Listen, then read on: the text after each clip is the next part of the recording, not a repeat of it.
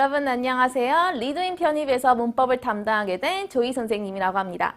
오늘은 제가 2024년 편입을 준비하는 학생분들 중에서 편입 문법을 공부를 해야 하는데 어떻게 공부를 해야 하고 그리고 보통 문법 시험이 어떤 유형으로 출제가 되는지 궁금해하는 학생분들을 위해서 제가 준비했습니다.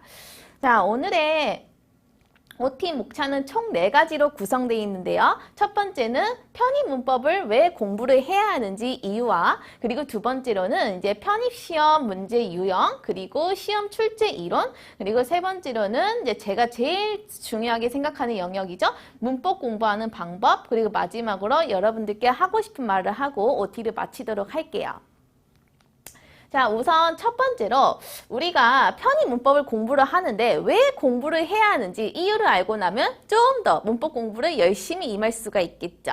자, 저희가 문법 공부를 하는 이유 총 3가지가 있어요. 첫 번째는요, 이제 상대방과 경쟁이 되기 위한 첫걸음이 될 수 있는 과목이 바로 문법이에요. 자, 이걸 보고 응이라고 할 수 있는데, 자, 우리가 원하는 학교에 채취합하기 위해서는 상대방보다 더 많이 맞는 것도 중요하지만 그 전에 제일 중요한 것은 상대방이 맞출 수 있는 문제를 나도 맞출 줄 알아야 그게 경쟁력이거든요. 자, 보세요. 우리 논리와 독해 같은 경우에는요. 사람마다 생각하는 것도 다르고 읽는 것도 다르고 그리고 받아들이는 게 다 달라요.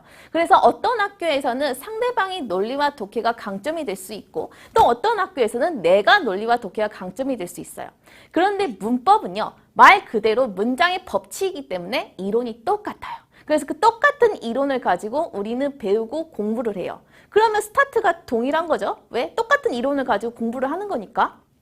그런데 만약에 여러분들 중에서 문법 비중이 좀 낮네. 그래서 포기하게 되면 상대방도 과연 포기하게 될까요?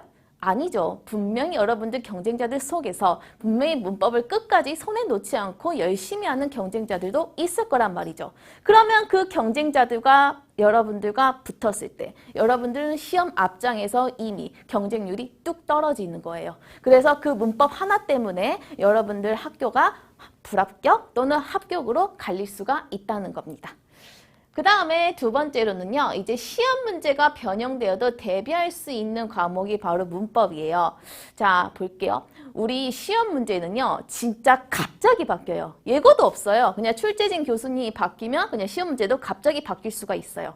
예를 들어서 논리와 독해를 좀 비중을 넣었던 학교인데 갑자기 논리와 독해 비중을 좀 줄이고 문법 비중을 확 올릴 수가 있다는 거죠. 그러면 여러분들 문법을 끝까지 손에 놓지 않고 열심히 공부하셨으면 분명히 시험 문제가 바뀌어도 흔들리지 않고 내 페이스를 유지하면서 시험에 그대로 임할 수가 있다는 거죠. 그래서 여러분들이 가고 싶은 학교가 아무리 문법 비중이 낮더라도 얼마든지 바뀔 수 있으니 문법을 절대 소홀히 해서는 안 됩니다. 그 다음에 마지막으로 논리 독해 문장을 해석하기 위해서 꼭 공부해야 하는 과목이래요. 자, 솔직히 말씀드리면 문법을 잘한다고 해서 논리와 독해를 잘하진 않아요. 그런데 논리와 독해를 잘하기 위해서는 어떻게 해야 돼요? 그렇죠. 정확하게 글을 읽어내려야 할 줄 알아야 하는데 그 정확한 구문 분석을 하기 위해서는 어느 정도 문법적 지식이 필요합니다. 그래서 우리는 이러한 이유들 때문에 편입 문법 공부를 절대 소홀히 할 수가 없다는 거죠. 그 다음에 두 번째로 이제 편입 문법 시험 문제 유형인데 여러분들이 제일 궁금해하는 영역이 아닐까 싶습니다. 자, 우리 문법 문제는 총 3가지로 나뉘어지는데요. 빈칸 문제, 밑줄 문제, 정비문 문제가 있어요. 자, 우선 빈칸 문제. 자, 이거는 실제 숙명여대 기출 문제인데요. 우리 빈칸 문제 같은 경우에는 빈칸에 구멍을 뚫어놓고 이 빈칸에 알맞은 어법을 넣으라는 문제가 바로 빈칸 문제예요. 나중에 저랑 문제를 풀면 느끼시겠지만 그래도 이 3가지 유형 중에서 빈칸 문제가 비교적 수월합니다. 왜? 선택지의 어법 또는 어순, 분석만 잘해도요. 빈칸에 있는 답이 금방 나오기 때문에 비교적 빈칸 문제는 쉬운 편이다. 그런데 문제는 많은 학생들이 골치 아파하는 문제가 바로 밑줄 문제라고 생각하는데 빈칸 문제 다음에 쉬운 게 바로 밑줄 문제예요. 왜냐하면 우리 밑줄 문제 같은 경우에는 이 밑줄에 있는 어법 중에서 이제 틀린 걸 고르라는 건데 문제는 밑줄만 보고 틀린 어법을 고르라는 게 아니라 밑줄 근처, 즉 밑줄 앞뒤 문장을 보면서 어법을 골라야 하는 거죠. 그래서 많은 학생들이 밑줄 어려워요, 복잡해요, 헷갈려요 라는 말이 나와요. 그래서 제가 그런 학생분들을 위해서 이 밑줄에는 이러한 어법을 따져라. 그리고 이 밑줄은 이러한 팁이 있다라고 하나씩 트레이닝을 해줍니다.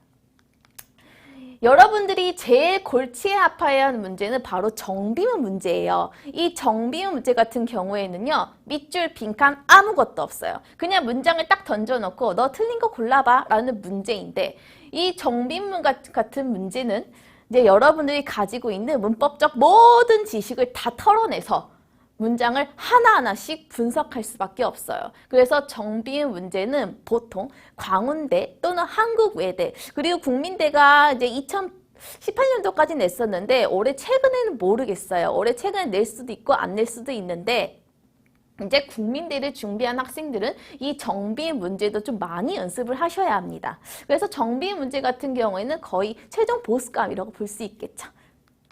자, 이제 그 다음에 이제 출제 이론 탑4를 소개를 할 건데요.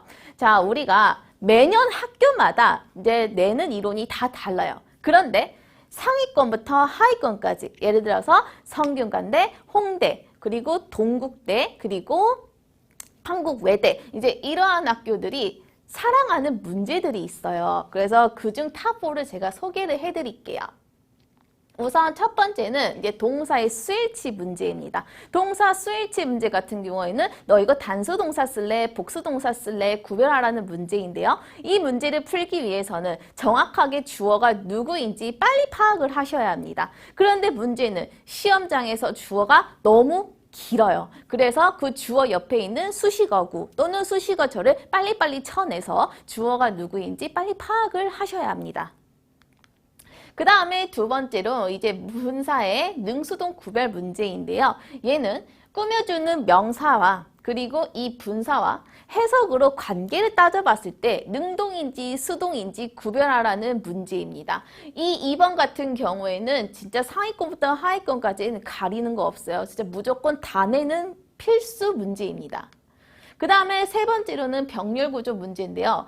이 3번 같은 경우는 숙명여대가 너무 사랑하는 문제예요. 보통은 5문제 중에서 2문제는 병렬구조 문제라고 볼 수 있는 정말 잘 나오는 문제입니다. 이 병렬구조 같은 문제 같은 경우에는요, 보통 등위 접속사 and, but, or 또는 상관 접속사 not A but B 또는 both A and B, not only A but also B, 이제 이런 애들을 가지고 누구를 연결을 해준지 파악해주는 문제예요. 그 다음에 마지막으로 네 번째, 이 네 번째 같은 경우에 성균관대가 사랑하는 문제죠. 얘네들 같은 경우에는 매년 출제 같은 보다는 좀 띄엄띄엄씩 내는 문제인 것 같아요. 그래도 성균관대 기출문제 좀 여러 개 풀다 보면 이 능수동태 구별 문제 좀 많이 보실 거예요. 자, 이 능수동태 구별 문제는 이제 2번이랑 좀 비슷한데, 이제 주어와 관계를 따져봤을 때 해석으로 능동인지 수동인지 구별을 하셔야 합니다. 그래서 상위권부터 하위권까지는 1번부터 4번 이 문제들은 꼭 낸다라는 것만 기억을 해주세요. 자, 이제 그 다음에 이제 제가 제일 중요하게 생각하는 영역인데 이제 문법 복습하는 방법이에요. 근데 문법 복습하는 방법이 당일이랑 그 다음 날로 나뉘어져 있어요. 우선 당일 문법 복습하는 방법부터 볼게요. 자, 1번을 보시면 이론을 이해하며 쭉 한번 읽어보기예요. 그런데 여기서 주의할 점은 그냥 읽어보는 거예요. 책 읽듯이 그냥 읽어보는 거고, 여기서부터 암기를 하시면 안 됩니다. 여기서 암기를 시작해버리면 이제 문법 복습하는데 지쳐버려가지고 이제 다른 공부가 하기 싫어져요. 그래서 1번 무조건 책 읽듯이 한 번씩 읽어보는 겁니다. 그 다음에 2번 암기해야 할 부분을 암기하기인데, 자, 제가 수업 시간 때 이거는 이해, 이거는 암기해라고 정확하게 구분을 지어줄 거예요. 그래서 제가 암기하라는 부분만 암기하시면 되고요. 그 다음에 세 번째, 얘가 제일 중요해요. 자신이 이해한 이론, 암기했던 부분을 백지에 적어보는 거예요. 그러면 백지에 적어보다 보면요, 분명히 본인이 멈칫했던 부분, 그리고 까먹었던 부분이 있어요. 그러한 부분을 별표를 쳐놓고 교재를 펴서 다시 한번 내가 까먹었던 부분이나 멈칫했던 부분을 다시 한번 읽어보는 적어보는 거예요. 근데 여기서 주의할 점은 암기하시면 안 돼요. 어차피 여기서 또 암기를 해도 다음날 또 까먹거든요. 그래서 암기를 하지 마시고 그냥 한번 쭉 읽어보면서 아 맞다 이랬었지 하고 이해만 하고 넘어가셔도 됩니다. 그럼 여기까지 복습 마쳤으면 이제 여러분들 어휘 공부하시면 되세요. 그 다음에 이제 다음날 문법 복습하는 방법이 제일 중요해요. 우리가 당일날 백날 열심히 복습을 하더라도 다음날에는 다 까먹게 됩니다. 어쩔 수 없어요. 자연스러운 거니까. 그 다음에 자 그럼 다음날 문법 복습하는 방법 보시면 1번 연습장에 내가 전날에 외웠던 내용 또는 이해했던 이론 한번 적어보는 거예요. 그 다음에 2번 까먹었던 내용 외워질 때까지 암기를 하시는데 분명히 내가 전날에 외웠던 것들 그리고 내가 이해했던 이론을 다 적다 보면요 분명히 까먹었던 부분이 있어요. 그 까먹었던 부분을 별표를 쳐놓고 다시 교재를 펴서 내가 까먹었던 부분을 다시 한번 암기를 해봅니다. 그러면 어느 정도 암기가 맞췄다면 세 번째 연습장에서 다시 한번 까먹었던 내용만 적어보는 거예요. 그러면 또 다시 한번 적다 보면 뭐였지? 라는 부분이 또 있겠죠. 그러면 다시 2번으로 돌아가서 다시 한번 또 외워보는 겁니다. 그럼 또 다시 암기가 됐다면 또 다시 3번으로 돌아가서 다시 한번 적어보는 거죠. 자, 이 다음날 문법 복습하는 방법은 절대 1시간 이상 소요하지 않아요. 무조건 30분 컷으로 빨리 끝내놓고 빨리 논리 또는 독해 복습으로 넘어가셔야 돼요. 자, 여기까지가 문법 복습하는 방법이었고요. 마지막으로 이제 보통 이제 편의 문법이 너무 어려워요. 헷갈려요. 라고 말하는 학생들이 종종 있어요. 편의 논리와 독해 같은 경우에는 글이 좀 길어서 힌트가 좀 어느 정도 있는데 문법은 이제 밑줄만 주고 힌트도 없고 해가지고 너무 헷갈려요. 정말 포기하고 싶어요. 라고 말하는 학생이 종종 있어요. 그런데 아이러니하게도 편의 문법이 단기적으로 점수를 상승하기가 정말 쉬운 과목이거든요. 이제 솔직히 말씀드리자면요. 논리와 독해 같은 경우에는 어느 정도 시간과 내공이 좀 필요해요.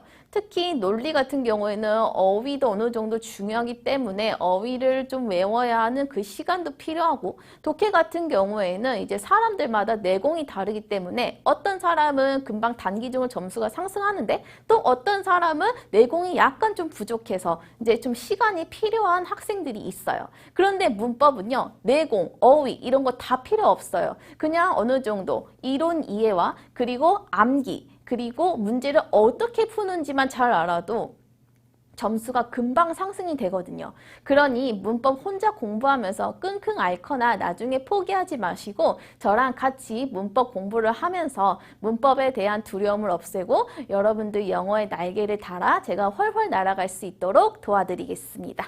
여기까지가 조이의 어티였고요. 들어주셔서 감사합니다.